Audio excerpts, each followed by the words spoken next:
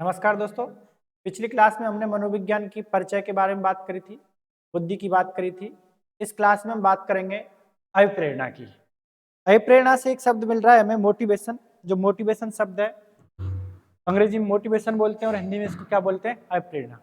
मतलब अंदर से प्रेरित होना किसी कार्य को करने के लिए, वो क्या कहलाती है, मोटिवेशन कहलाती है। तो उसी श्रेणी को आगे बढ़ाते हुए हम बात करेंगे कि जो अभिप्रेरणा है तो उसकी परिभाषाएं अलग अलग विद्वानों ने अलग अलग तरीके से दी हैं। इसमें हम बात करते हैं विलियम मैकडूगल साहब की, तो वो अभिप्रेरणा वे शारीरिक, कौन सी, वे शारीरिक और मानसिक दशाएं हैं, स्थितियां हैं जो किसी कार्य को करने के लिए क्या करती हैं, प्रेरित करती हैं। जब तक हम अंदर से मोटिवेट नहीं होंगे किसी कार्य को नहीं कर सकते। जिस प्रकार से माने कि हमें किसी नौकरी की आवश्यकता नहीं है तो क्या हम तैयारी कर सकते हैं, नहीं कर सकते। हमें पैसा कमाने की जब तक लगन नहीं होगी अंदर, तो हम क्या पैसा कमा सकते हैं, नहीं कमा सकते। या फिर हम कह सकते हैं कि एक सिंपल सा उदाहरण सभी लोग जो देते हैं, इस बात को कहते हैं कि घोड़े को तालाब के पास ले जाया जा सकता है, परंतु ये जरूरी नहीं है कि घोड़ा पानी पी, क्योंकि उसके अंदर वो उत्सुकता ही नहीं है कि मैं पानी पीऊं, उसको प्यास ही नहीं है, तो जबरदस्ती हम किसी कार्य को नहीं करवा सकते। तो अंदर से एक चीज की जागृति होना, ऐसी चीज की जागृति होना कि जो हमें कार्य के लिए प्रेरित करे, तो उसको हम क्या बोलते हैं, मोटिवेशन बोलते हैं या अभिप्रेरणा बोलते हैं। तो मैकडोनाल्ड साहब कहते हैं कि अभिप्रेरणा व्यक्ति की एक आंतरिक शक्ति परिवर्तन है। जो व्यक्ति होता है उसकी आंतरिक शक्ति को परिवर्तित करती है, कार्य के लिए प्रेरित करती है।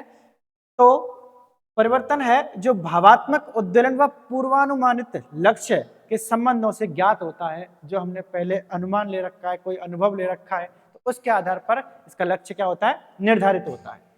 अब अगले विद्वान आए कैली साहब। कैली साहब ने कहा कि सीखने की प्रक्रिया में अभिप्रेरणा एक केंद्रीय कारक है। बिना अभिप्रेरणा के हम सीख ही नहीं सकते, अधिगम कर ही नहीं सकते। तो कैली साहब इस बात को कहते हैं कि सीखने की प्रक्रिया में केंद्रीय कारक क्या है, अभिप्रेरणा है। इधर स्किनर साहब आए, इन्होंने तो बड़ी अच्छी बात कह दी। क्या कहा कि अभिप्रेरणा अधिगम का एक सर्वोत्तम राजमार्ग है। बिना अभिप्रेरणा के क्या नहीं हो सकता, अधिगम हो नहीं सकता। और जो अधिगम के लिए हमें जाना है, सीखने के लिए जाना है, तो हमें कौन से मार्ग को अपनाना पड़ेगा, अभिप्रेरणा को अपनाना पड़ेगा। तो इसी प्रकार से स्किनर साहब ने बात करी, अभिप्रेरणा अधिगम का सर्वोत्तम राजमार्ग है। तो क्रैचफील्ड साहब आए और इन्होंने अभिप्रेरणा की परिभाषा दी कि अभिप्रेरणा हमारे क्यों का उत्तर देती है। हम किसी कार्य को क्यों कर रहे हैं, इसका मतलब हमें उसकी क्या है, आवश्यकता है। बिना आवश्यकता के कोई कार्य नहीं कर सकते। तो कहीं ना कहीं हमें अंदर से किसी चीज के लिए प्रेरित करना ही क्या है, अभिप्रेरणा है। जैसे गुड साहब आए, इन्होंने कहा कि अभिप्रेरणा कार्य को आरंभ करने, हम कार्य करेंगे मोटिवेट होकर के, किसी सोच को लेकर के, तो अभिप्रेरणा कार्य को आरंभ करने, जारी रखने। यदि हम अंदर से टूट गए तो कार्य को जारी नहीं रख पाएंगे। तो अभिप्रेरणा जो है वो हमें कार्य को जारी रखने में सहायता करती है। फिर कह रहा है और नियंत्रित रखने की प्रक्रिया है। इसको अभिप्रेरणा कार्य को आरंभ करने, जारी रखने की क्या है, नियंत्रित रखने की प्रक्रिया है। जारी रखने और नियंत्रित रखने की प्रक्रिया है। नियंत्रित, नियंत्रण में रखती है। तो इस प्रकार से हम कह सकते हैं कि अभिप्रेरणा है वो अभिप्रेरणा अधिगम के लिए जरूरी है। बिना अभिप्रेरणा के हम अधिगम नहीं कर सकते। तो ये इन परिभाषाओं से हमें स्पष्ट होता है। फिर आगे हमने बात करी है कि अभिप्रेरणा की कुछ विशेषताएं भी हैं। और टॉपिक अच्छा है, टॉपिक से सवाल भी निकाले जाते हैं, पूछे भी जाते हैं। तो मैंने आपको ज्यादा बोर्ड पर समय ना लेते हुए तो यहाँ पर एक पीडीएफ के रूप में रखने का कारण ये भी रहा है कि हमें यहाँ पर ज्ञान की आवश्यकता नहीं है, हमें यहाँ कंटेंट की आवश्यकता है। तो इसलिए मैंने इस पीडीएफ को यहाँ पे रखा है।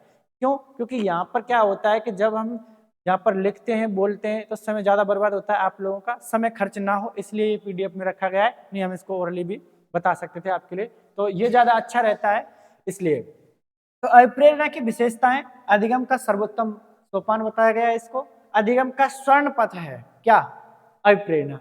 और अधिगम का हृदय जो है वो क्या है, अभिप्रेरणा ही है। और अधिगम का मुख्य जो चालक है ना, वो भी क्या है, अभिप्रेरणा है। बिना अभिप्रेरणा के कोई कार्य लगातार नहीं कर सकता। एक दिन करेगा, दूसरे दिन नहीं कर पाएगा। तो इसका मतलब है कि अभिप्रेरणा जो है वो कार्य को लगातार जारी रखने में मदद करती है। और अभिप्रेरणा एक साधन है। क्या है? ये साधन है, क्या नहीं है? साध्य नहीं है। तो ये अभिप्रेरणा जो है वो साधन है, जबकि ना कि एक साध्य है। तो इस प्रकार से हमने बात करी अभिप्रेरणा के विशेषताओं की। और फिर एक बात आती है अभिपान के सोपान, अभिप्रेरणा के सोपान कितने? तो अभिप्रेरणा के सोपान है 3। कितने सोपान है? 3 सोपान है। इन 3 सोपानों में बात करते हैं आवश्यकता। क्या? आवश्यकता। अब आवश्यकता कैसे?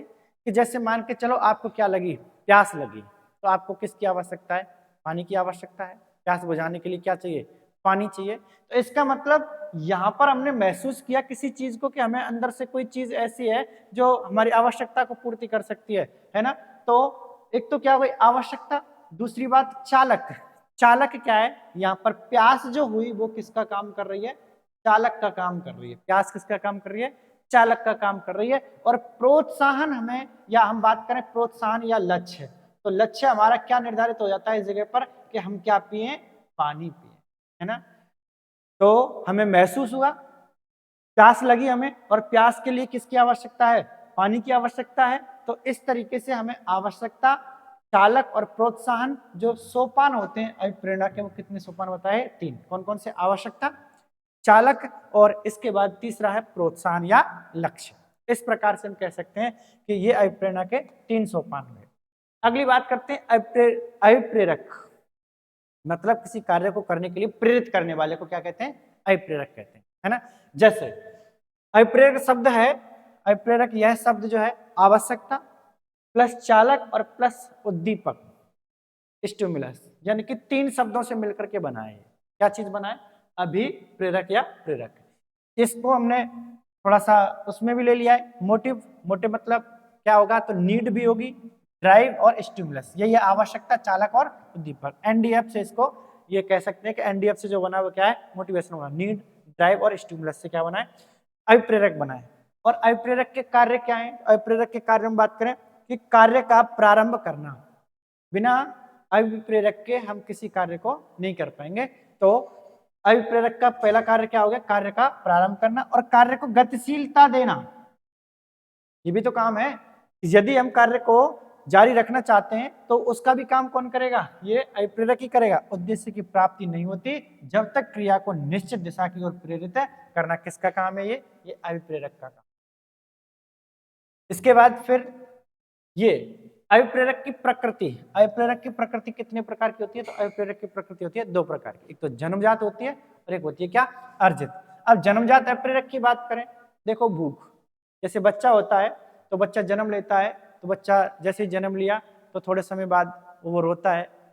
तो क्यों रोता है? क्योंकि उसके अंदर क्या एक उत्सुकता होती है, तो भूख लगती है उसको। तो भूख के लिए, तो भूख क्या हुआ? जन्मजात हुआ। प्यास, बच्चे को प्यास लगेगी, तो प्यास, काम, और ये नींद, बच्चा सोता भी है ना।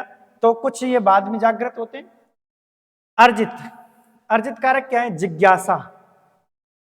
ये स्थितियों के अनुसार बनती है। रुचि, कभी हमारी जो रुचि है किसी चीज को कार्य करने में कह सकते हैं, जैसे खाने पीने, इसमें भी हो सकती है। तो वो अपनी रुचि है, पसंद जिसको हम बोल सकते हैं।